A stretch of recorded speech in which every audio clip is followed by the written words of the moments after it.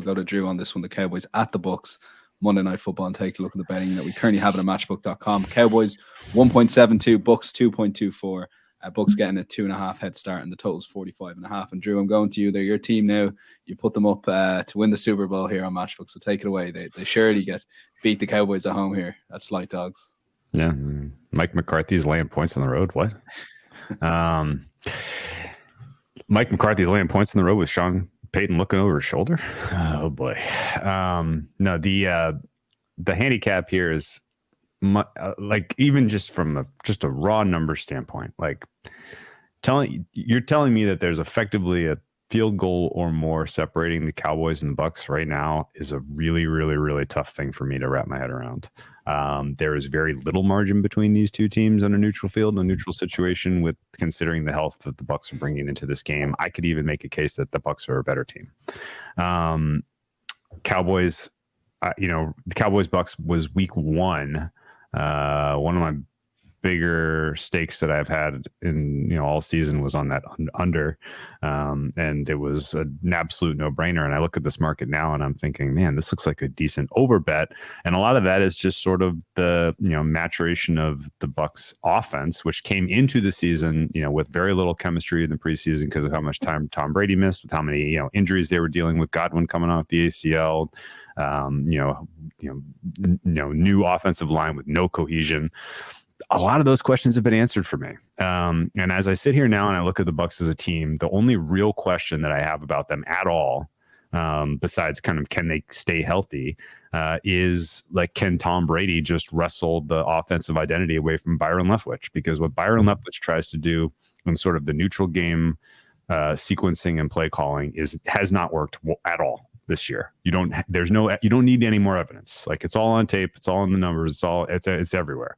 Like, it has not been a good offense in neutral state. When it has become, must-win time and Brady rips the playbook out of, Leftwich's hands and he's effectively kind of field generaling this squad, they're elite offensively. The fact that he has reestablished some connection with Mike Evans, particularly in that Panthers game, I think matters a ton. If Evans is a threat in this game, particularly against the Cowboys secondary that can't cover, deep verticals, like, forget about it. Like, Bucks are going to score in this one. They're going to put massive scoreboard pressure on the Cowboys, which I think spells huge trouble because, Dak Prescott hasn't ever proven it really to me, at least in a high pressure environment. He's had a very poor year. People will kind of point to, I led the league in interceptions. He missed 5 games or whatever. Like, yeah, that's true. But like, even in the games he played, he never really put together 4 good quarters of football, not even in the game that they destroyed the Vikings. And so it's tough to expect that he's going to be able to go score for score with Brady in this spot. CeeDee Lamb, maybe the only guy on the Cowboys that I'm especially afraid of here, considering Tony Pollard dealing with some injuries. So, I'm looking specifically for Jamel Dean and, there's some safety help to take him, his game breaking elements out of this contest.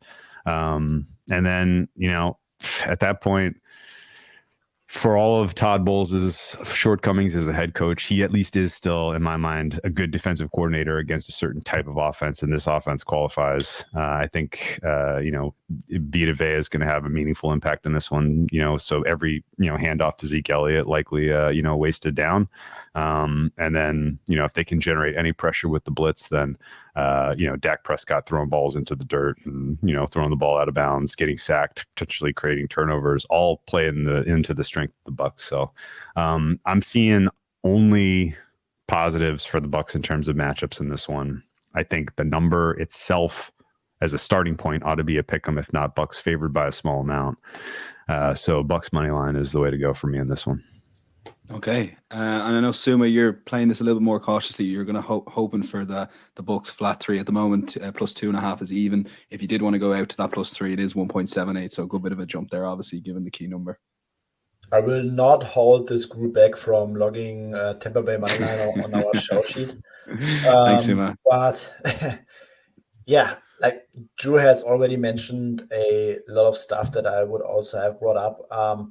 I think that this is a tough matchup for the Cowboys because they have a great edge rush. The Bucks have Tristan Wirfs and Donovan Smith, a very decent tackle tandem. They might get Ryan Jensen back.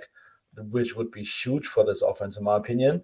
The Cowboys are not that strong on the middle of their defensive line.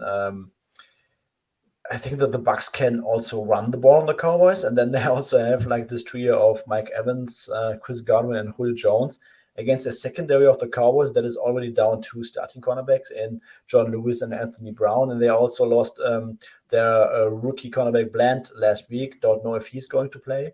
That would put Calvin Joseph back in the formation, and if Tom Brady sees Calvin Joseph out there, he will probably check and put out an audible, let's throw it on this guy all day long. So I think this is a tough matchup for the Cowboys defense. And on the other side, like Drew has mentioned, this Bucs defense is likely going to be healthy. The Cowboys played with a very, very shaky offensive line formation last week with Conor McGovern at center. Tyler Smith was at left guard. That didn't work out well against the Washington defensive front. I think Todd Bowles would cook something up there with his blitz packages on third down if they continue to put out this O-line combination. And outside of CeeDee Lamb, there aren't really too many threats on the Cowboys offense. Dak has been very inconsistent with his turnovers.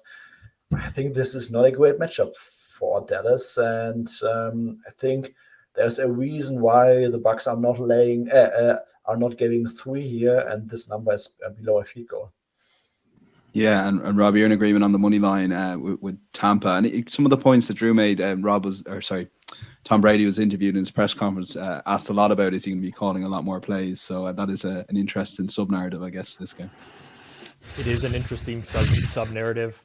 I'm going to be on the air in the fourth quarter of this game with Drew as a Cowboys fan, so he's going to see me at my absolute worst. I did not want this matchup as a Dallas fan for a long time. I mean, the saving grace is potentially you have a Bucs coaching staff that just does what they frequently do, which is, pound the ball, Leonard Fournette, first down for half a yard, and then force Brady to overcome that. With that said, if we get into a game state here where Tampa Bay is throwing the ball and Brady is releasing the ball quickly, which I think he can do against the Cowboys defense that, frankly, as Suma said, has major injuries in the secondary, I can see Tampa Bay putting up a pretty big number in this game. These teams played in week 1 long time ago. Obviously, very different teams. Tampa fully healthy. They do get their full complement of corners this week, by the way, for the first time in a long time do the Tampa Bay Buccaneers in this game.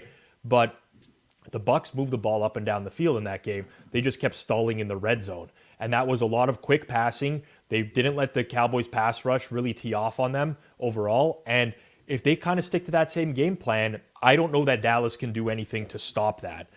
It'll be on to Dak Prescott to move the ball. And is he capable? Of course he is. He didn't have a great second half of the year by any stretch of the imagination, but he is capable. I'm just, speaking in terms of probability and likelihood.